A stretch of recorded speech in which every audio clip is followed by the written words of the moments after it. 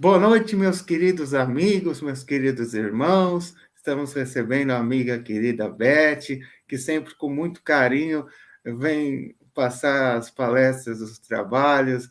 Muitíssimo obrigado, carinho, amiga irmã Beth, por essa alegria assim que você nos passa através das suas palestras, enfim. Muitíssimo obrigado por você estar aqui nos ajudando. E hoje o tema que ela vai falar, quem foi Lutero? Quem será, hein? Bom, muitíssimo obrigado, gratidão. Bom, o Nestor vai fazer a palestra do dia 2 de agosto, né? Como vocês sabem. Minha irmã vai fazer a palestra daqui na sexta-feira. Bom, o tema eu passo depois para vocês. E a minha mãe no dia 4 de julho. Então, é isso aí. Tudo 8 da noite. É com você. E a evangelização vai dia 1º de julho, 4 horas da tarde, a primeira. Depois a segunda, né, às 5 horas da tarde, ou 17. É com você, amiga. Gratidão. SEAC ajudando a caminhada. Se inscrevam. Boa noite, amigos queridos. Agradeço muitíssimo essa oportunidade, pedindo a espiritualidade amiga, ao mentor do SEAC, aos nossos mentores, que estejam conosco, nos amparando no entendimento dos ensinos do Evangelho e da doutrina espírita. Que assim seja. Então, falando de Lutero, nós precisamos falar da história do cristianismo, porque poucos séculos depois do surgimento do cristianismo, o cristianismo se tornou a religião oficial do Império Romano. E aos poucos o cristianismo foi se adaptando aos rituais pagãos. Ao longo dos séculos, os ensinamentos de Jesus foram sendo modificados pelos interesses do clero da Igreja Católica. O Espírito Estevão, que não é o Estevão apóstolo lá das primeiras eras do cristianismo, é um espírito que assumiu esse nome em homenagem ao primeiro mártir do cristianismo, o Estevão. E ele escreveu um livro fantástico chamado Apocalipse, uma interpretação espírita das profecias, psicografado pelo Robson Pinheiro. Olha que interessante que escreve o Espírito Estevão. Quando o cristianismo, após as perseguições, porque o imperador Diocleciano, logo nos primeiros anos da nossa era, começou a perseguir os cristãos, inclusive os apóstolos. Então, quando o cristianismo, após as perseguições, foi penetrando nos palácios dos reis, a igreja, através de seus bispos, pôs de lado a simplicidade dos primeiros tempos e passou a exibir o orgulho e a pompa dos sacerdotes e reis pagãos. Em lugar da doutrina do Cristo, criou leis e decretos que estabeleceram ordenanças humanas. Quer dizer, a igreja fez suas próprias leis, a revelia dos ensinamentos do Cristo, né? E aí surgiram aqueles rituais pomposos que muito distantes da simplicidade dos tempos apostólicos. E o Papa foi declarado como o representante máximo de Deus na Terra. E, no entanto, muitos crimes, as cruzadas, a Inquisição, a Noite de São Bartolomeu, muitos crimes foram perpetrados ao longo dos séculos sob as bênçãos do Papa. A Igreja pretendia dominar todo o mundo cristão. E aqueles que não reconhecessem o poder do Papa eram torturados, eram mortos. Por isso surgiram muitos movimentos religiosos dentro da Igreja Católica, para restaurar o cristianismo primitivo, Francisco de Assis, John Wycliffe, Jean Hus, Martim Lutero e outros.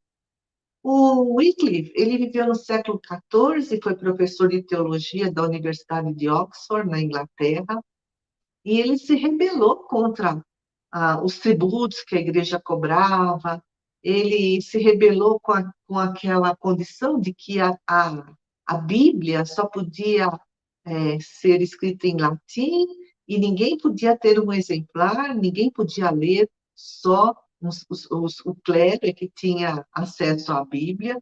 Então, o Wycliffe defendia a livre interpretação da Bíblia, defendeu a pobreza dos padres e organizou grupos, né, de padres para divulgar os ensinamentos do Cristo.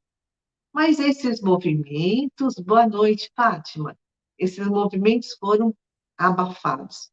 Jean Hus, ele também foi professor na Universidade de Praga, lá na Tchecoslováquia. E ele foi muito influenciado pelas ideias de Wycliffe. E o Hus chefiou um movimento contra a corrupção da igreja. Ele foi, inclusive, morto na fogueira. Ele morreu cantando o cântico de Davi. Jesus, filho de Davi, tem misericórdia de mim. E Jean Hus depois reencarnou como Allan Kardec. O espírito Humberto de Campos, numa mensagem que foi publicada na revista Reformador, de setembro de 1978, psicografado, né, pelo Chico Xavier, diz que o espírito Jean Hus recebeu instruções de Jesus antes de retornar ao plano físico, como Allan Kardec, para codificar a doutrina dos espíritos. E escreve Humberto de Campos, Jesus falando para Jean Hus: não serás portador de invenções novas, não te deterás no problema de comodidade material à civilização, nem receberás a mordomia do dinheiro ou da autoridade temporal, mas deponho-te nas mãos a tarefa sublime de levantar corações e consciências. Então, Jesus dizendo a Jean Hus que essa seria a missão dele na nova encarnação como Kardec. E continua Jesus: é indispensável estabelecer providências que amparem a fé, preservando os tesouros religiosos da criatura. Confio-te a sublime tarefa de reacender as lâmpadas da esperança no coração da humanidade. O evangelho do amor permanece eclipsado, né, assim, escondido no jogo das ambições desmedidas dos homens viciosos. Vai, meu amigo, abrirás novos caminhos à sagrada aspiração das almas, descerrando, né, abrindo a pesada cortina de sombras que vem absorvendo a mente humana. Na restauração da verdade, no entanto, não esperes os louros do mundo, nem a compreensão dos teus contemporâneos.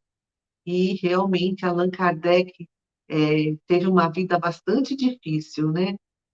Assim, em termos de incompreensão, de perseguição. E há muitas semelhanças entre Jean Hus e Allan Kardec. Olha, eles são o mesmo espírito, né? Em diferentes encarnações. Jean Hus foi o reformador da língua tcheca. E ele foi um lexicógrafo muito importante. E Allan Kardec foi um talentoso educador, tradutor de diversos idiomas. Jean Hus viu algumas de suas obras serem queimadas em praça pública por ordem da igreja. E Allan Kardec teve 300 exemplares espíritas queimados pelo Auto de Fé em Barcelona. Jean Hus trabalhou em defesa do Novo Testamento. Né? O Jean Hus foi considerado o primeiro mártir da liberdade religiosa, porque ele foi queimado vivo. Oi, Patrícia, boa noite. E o Allan Kardec codificou a terceira revelação, né? Trazendo de volta a doutrina cristã, como nos tempos dos discípulos de Jesus. Então, por conta de todos esses movimentos contrários à igreja, o descontentamento dos camponeses, dos burgueses, da pequena nobreza, as mudanças políticas, econômicas, sociais que ocorreram no início do século XVI, levou a igreja a um período difícil. Então, surgiram protestos contra a venda de cargos eclesiásticos, contra a venda de indulgências, as pessoas, né, pagavam para a igreja perdoar-lhes os pecados, protesto contra, né, todo esse poderio. Então, o prestígio do Papa diminuía, enquanto o prestígio dos reis da Europa crescia. Os reis não queriam mais continuar dependentes do Papa. Eles tinham que pagar tributos, tinham que sempre lá buscar a autorização do Papa. E nessa época surgiu uma nova classe social, os banqueiros, os comerciantes, que eles não eram tão religiosos. E as pessoas mais esclarecidas começaram também a contestar os dogmas da igreja.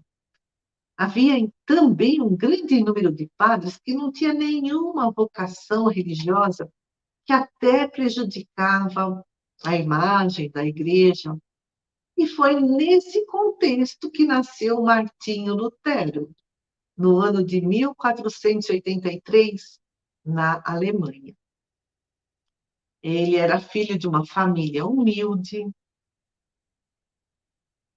e já adulto, a morte de dois companheiros o impressionou demais. E ele, por conta disso, ingressou num convento para ser um religioso e acabou assumindo o cargo de professor da Universidade de Wittenberg, lá na Alemanha. E certa vez ele fez uma viagem até Roma e ele já tinha, assim, né, umas ideias contrárias à Igreja Católica. E com essa viagem, então, né, ele ficou bastante decepcionado.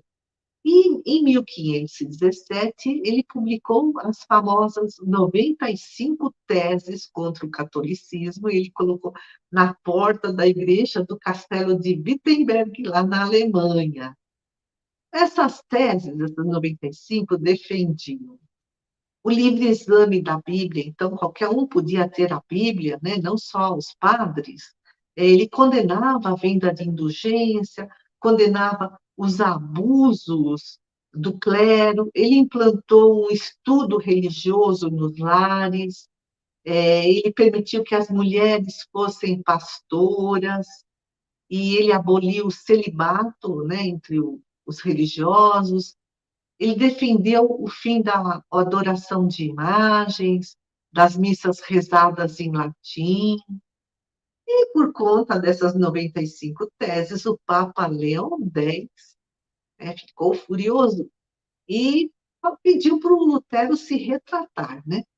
Mas ele não se retratou. No ano de 1520, o Leão X emitiu uma bula papal condenando essas 95 teses de Lutero e deu um prazo para ele, para que ele se retratasse num prazo de 60 dias, senão ele seria considerado herético. Mas Lutero queimou aquela bula papal, assim, em praça pública. E aí Lutero foi excomungado pela Igreja Católica. O rei Frederico III da Saxônia, amigo de Lutero, o refugiou em seu castelo. Lá ele ficou durante um ano, e nesse tempo ele traduziu a língua, a Bíblia, né, que só existia em latim, para a língua alemã. E nessa época também já vinha surgindo a imprensa gráfica. E com isso as ideias de Lutero se espalharam rapidamente pela Europa, o que incomodou muito a igreja. Surgiram manifestações de apoio a Lutero, assim, foram manifestações imediatas, né? Os sacerdotes de várias localidades renunciaram ao seu voto de castidade, acabaram com as missas, com a adoração de imagens, e numerosos camponeses empolgados pelos direitos do pensamento livre iniciaram uma grande campanha contra a igreja. Eles reivindicavam reformas agrárias e sociais em nome do evangelho. E aí surgiu a Guerra dos Camponeses. Foi até um conflito armado, uma revolta popular contra os abusos da igreja e da nobreza, porque a alta nobreza e a igreja estavam juntas. Essa Guerra dos Camponeses durou 2 anos, mas infelizmente fracassou do lado dos camponeses, seus líderes foram mortos. Em 1525, Lutero casou-se com uma monja, Catarina de Bora. Eles tiveram filhos. Lutero, involuntariamente, né, porque não era assim o desejo dele de causar tanto tumulto, mas involuntariamente desencadeou uma onda de descontamento e de revolta social. Então, houve a rebelião entre a pequena nobreza e a alta nobreza aliada à igreja, a Guerra dos Camponeses, né, que reivindicavam liberdade, igualdade social. E nessas alturas dos acontecimentos, os reformistas, né, os que apoiavam Lutero, já constituíam uma força político-religiosa na Alemanha, e parte da nobreza se aproveitou para se apoderar, aproveitou para se apoderar dos bens do clero, porque a igreja possuía castelos, tesouros, terras, né?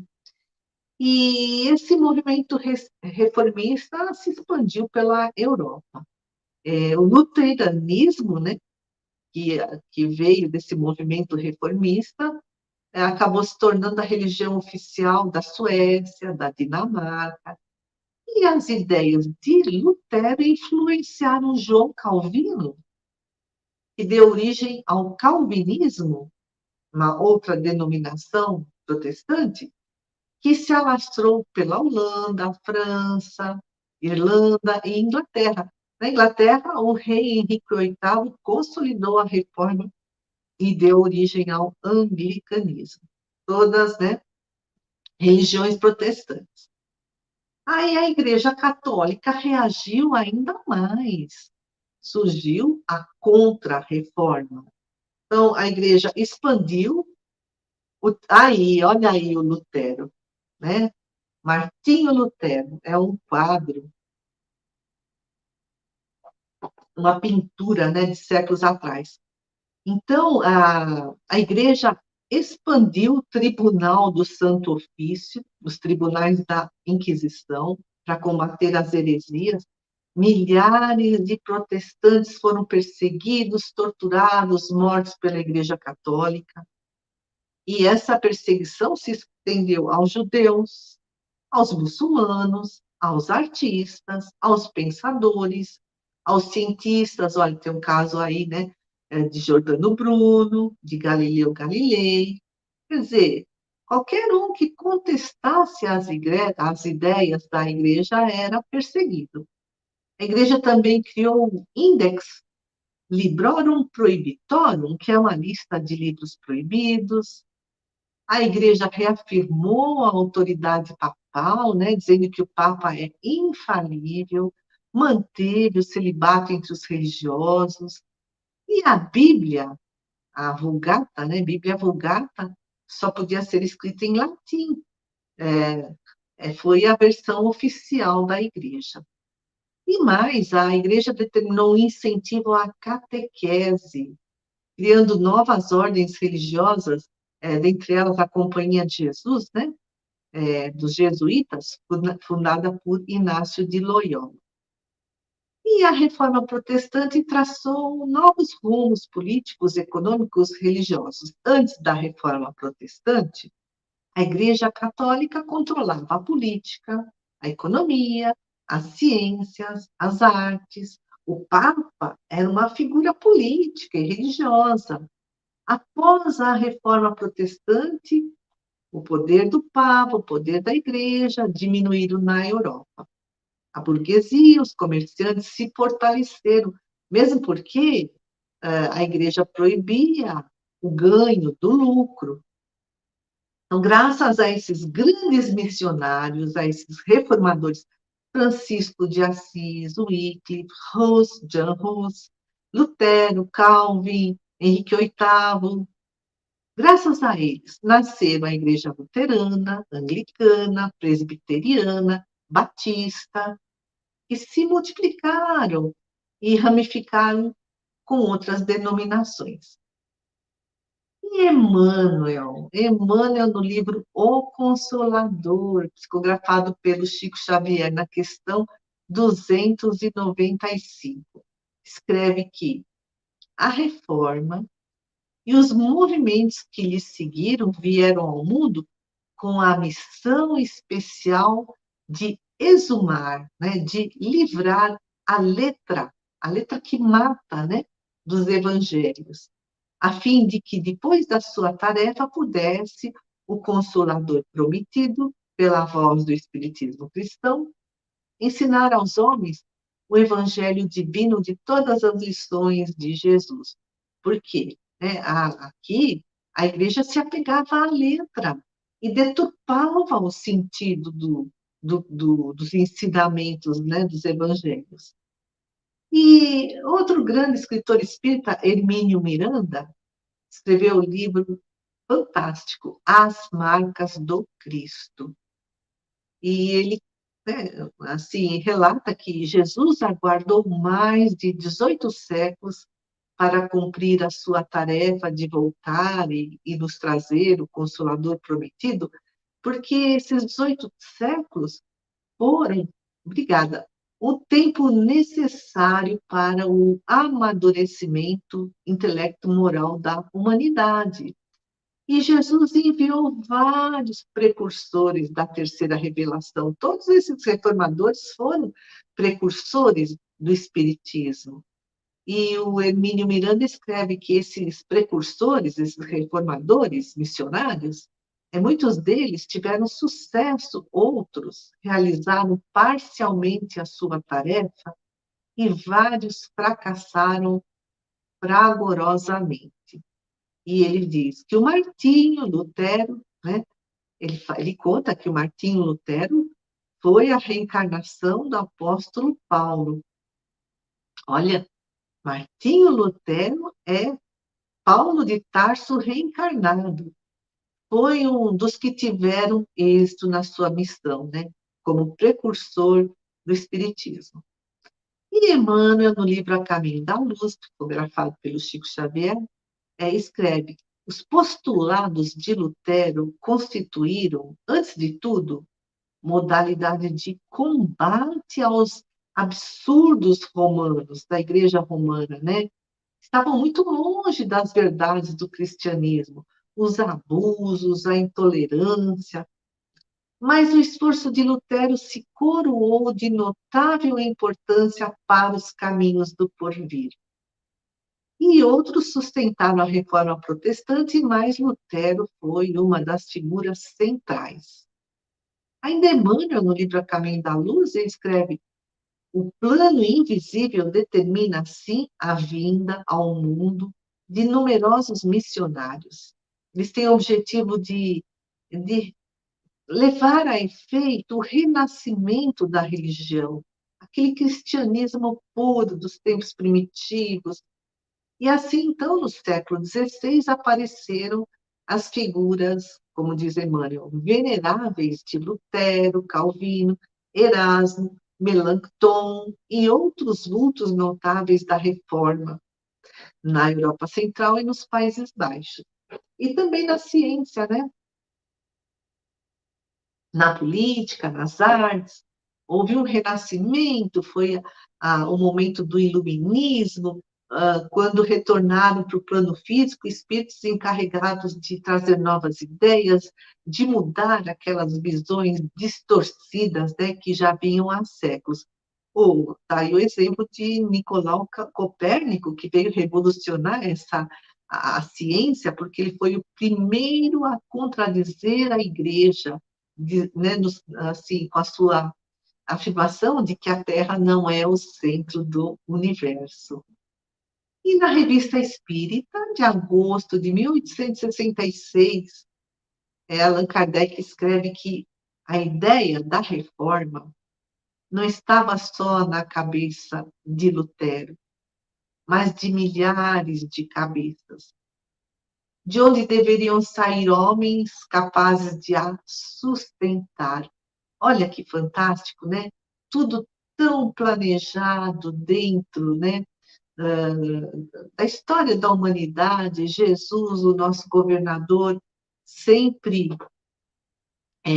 nos acompanhando, sempre trazendo o melhor para o nosso despertamento. E olha que interessante, o sonho de Lutero e o sonho de Kardec. Vinícius era o pseudônimo de um grande escritor e orador espírita, Pedro de Camargo. No livro Nas Pegadas do Mestre, escreve que uma vez Lutero sonhou. Ele sonhou que ele foi até o paraíso. E ele perguntou para o anjo: aí estão os protestantes?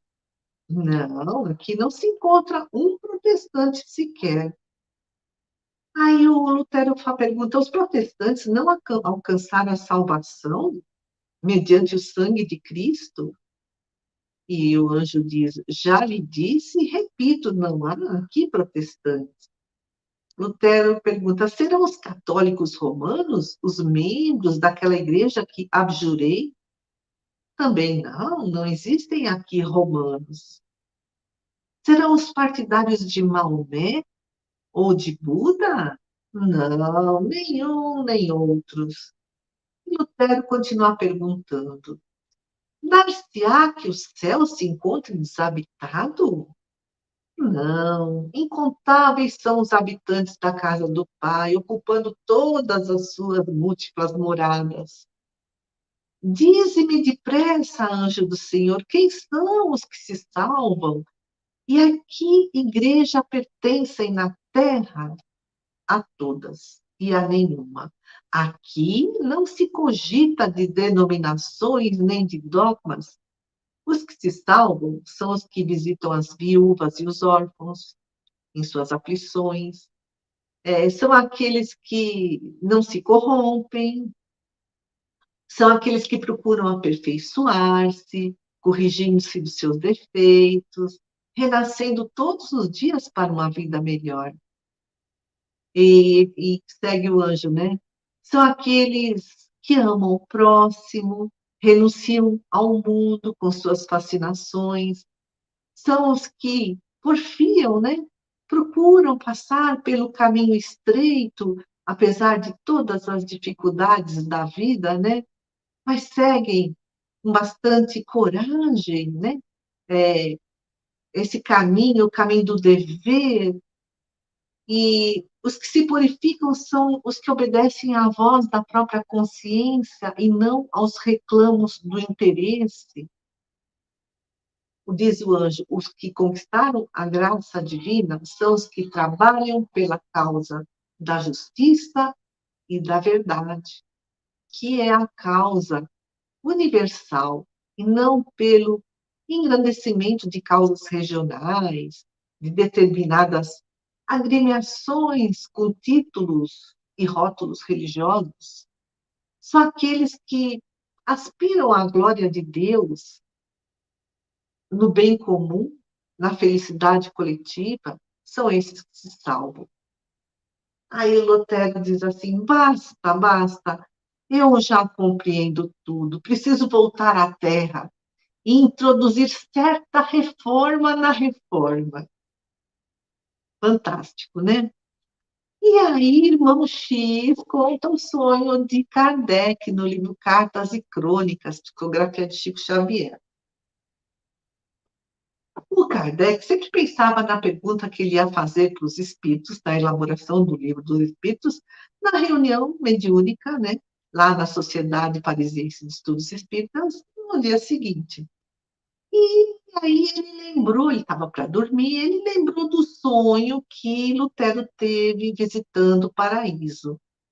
Aí ele foi deitar e sonhou, quer dizer, ele se desdobrou, né, em espírito, mas ele foi para um local de muito sofrimento, ele foi para o umbral. E Allan Kardec perguntou se ali estavam os tiranos da história, aqueles que crucificaram Jesus. E também lá tinha um anjo que respondeu nenhum deles. Apesar de terem em si, né, a responsabilidade do sofrimento alheio, eles desconheciam as leis de Deus. Jesus conseguiu-lhes abençoadas reencarnações onde eles resgataram seus débitos.